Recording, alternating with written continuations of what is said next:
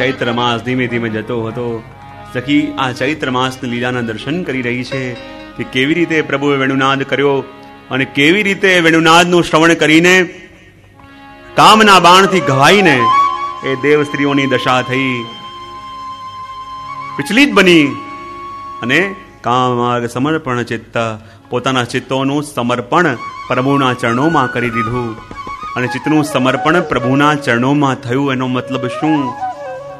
સદા સર્વદા માટે પોતાનું આત્મસમર્પણ ત્યાં થઈ જાય કે જ્યાં જઈને ક્યાંય જવાનું મન ન થાય. હમણાં સુધી ભટકતું મન ક્યાંક જઈને અટકે, હમણાં સુધી વિચલિત મનને ક્યાંક સ્થિર થવાનું મન થાય, હમણાં સુધી છૂટા ફરતા એ ઇન્દ્રિયોને ક્યાંક બંધાવાનું મન થાય. ત્યારે માનું આપણું ચિત્ત સમર્પિત થયું અને સમર્પિત થયેલા ચિત્તવાળા એ દેવ સ્ત્રીઓ પોતાના ચિત્તને પ્રભુમાં અર્પિત કરીને પ્રભુમય થઈ ગયા. અને જ્યાં ચિત્ત સમર્પિત થયું યાની પોતાના ઉપર પ્રભુનું આધિપત્ય આવી ગયું. અને જ્યાં પોતાની ઉપર પ્રભુનું આધિપત્ય આવી ગયું, વેણુનાદના શ્રવણ દ્વારા જ એમને ફલદાન થઈ ગયું. પણ પ્રભુના સ્વરૂપને પામી ન શકી. વેણુનાદ પ્રભુ શું કરી રહ્યા છે એને સમજમાં ના આવ્યું અને એવી દશા એમની થઈ ગઈ. સ્મૃતનિવ્ય, બંધનો અને આવરણો ભંગ થઈ ગયા. ફલ શું મળ્યું? પ્રભુએ જ્યારે વેણુનાદ કર્યો, વસ્ત્રોના ઠેકાણા ન રહ્યા, વસ્ત્રોના ભાન ન રહ્યા. એનો મતલબ એમ કે જે લૌકિક આવરણો લઈને આવ્યા હતા એ લૌકિક આવરણો શિથિલ થઈ ગયા. કે જ્યાં પ્રભુના દર્શન થાય, પ્રભુના વેણુનાદનું શ્રવણ કરે અને પછી એ લૌકિક આવરણો ન છૂટે, લૌકિક બંધનો ન છૂટે, એ બની જ ન શકે. અને જ્યાં પ્રભુના વેણુનાદનું શ્રવણ કર્યું, લૌકિક મોહ અને લૌકિક બંધન ભંગ થયા. કશ્મલમ યયુઃ, દ્વૈત ભાવની નિવૃત્તિ થઈ.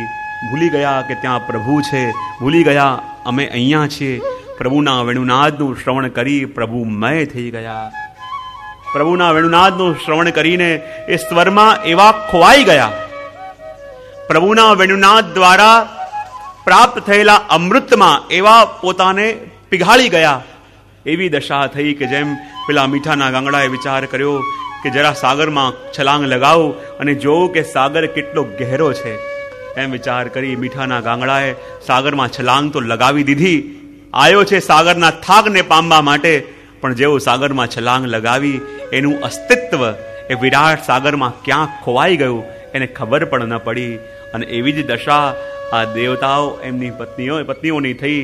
શ્રવણ કરી રહ્યા છે પ્રભુના વેણુનાદને, દર્શન કરી રહ્યા છે પ્રભુના, અને શ્રવણ કરીને પ્રભુને જાણવા આવ્યા હતા. પણ જાણીને એ જણાયું કે પ્રભુનું સ્વરૂપ એવું છે એ ક્યારે જાણી ન શકાય. પ્રભુને પામવા આવ્યા હતા, એ જ જઈને જાણ્યું આ તો એ છે જેને ક્યારે પામી ન શકાય. જાણે એક સાગરનું બૂંદ આખા સાગરને પામવાનો જાણવાનો વિચાર કરે, અસંભવ લાગે. વટવૃક્ષનું એક પત્ર આખા વૃક્ષને જાણવાનો પ્રયત્ન કરે, જેમ અસમર્થતા એની દેખાય એમ અહીંયા આ દેવતાઓ અને એની સ્ત્રીની પણ એવી દશા થઈ. 3 વસ્તુ થઈ. લૌકિક બંધનો છૂટ્યા, મોહભંગ થયો. બીજી વસ્તુ, જ્યારે મોહભંગ થયો, લૌકિક બંધનો છૂટ્યા એટલે પ્રભુમાં એકાકાર થયો. જે હમણાં ભેદ હતો કે આપ અલગ છો અને અમે અલગ છીએ, એમ લાગ્યું અમે પ્રભુના જ છીએ, પ્રભુની સેવા માટે જ છીએ, પ્રભુના સેવા માટે જ અમારું પ્રાગટ્ય છે. એ ભાવ સધાયો. અને આ ભાવ સધાયો, ત્રીજું ફલ શું થયું? કામ માર્ગ સમર્પણ ચિત્તા. અને આ 2 ભાવ આયા ત્યારે એમના ચિત્તનું પ્રભુના ચરણોમાં સમર્પણ થયું. અને જ્યારે પ્રભુના ચરણોમાં ચિત્તનું સમર્પણ થાય, પ્રભુના ચરણોમાં ચિત્તનું સમર્પિત થઈ જાય, ત્યારે સાચા અર્થમાં એ અધરામૃતનું પાન કર્યું છે એમ કહી શકાય. અને વાસ્તવમાં જે દશા પેલી ગોપીઓની થઈ, એ જ ગોપીઓ કહે, જુઓ તો ખરા સખીઓ, તે તો વાત કરી પેલા દેવતાઓની.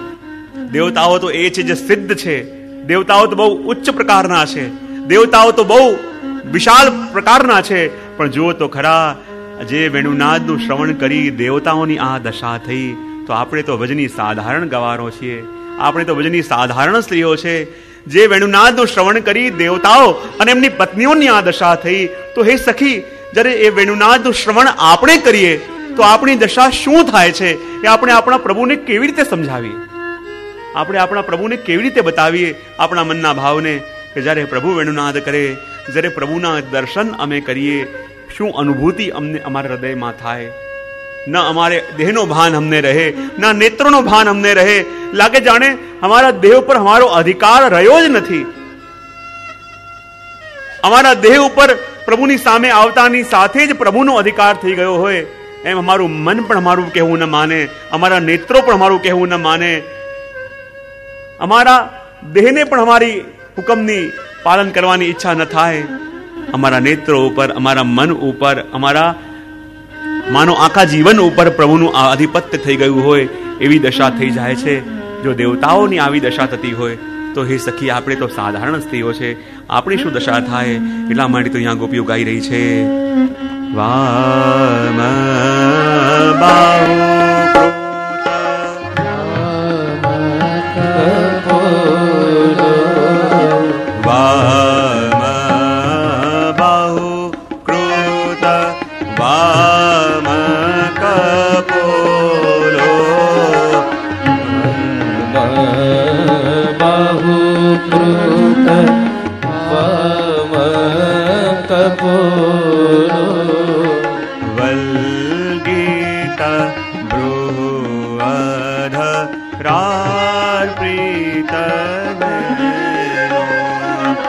वल्गीत ब्रूरधरार्पित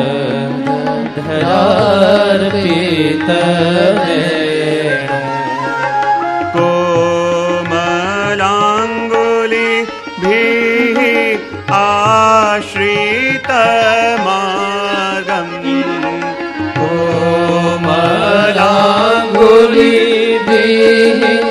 आश्रित मार्गम्, कोमलाङ्गुलिभिः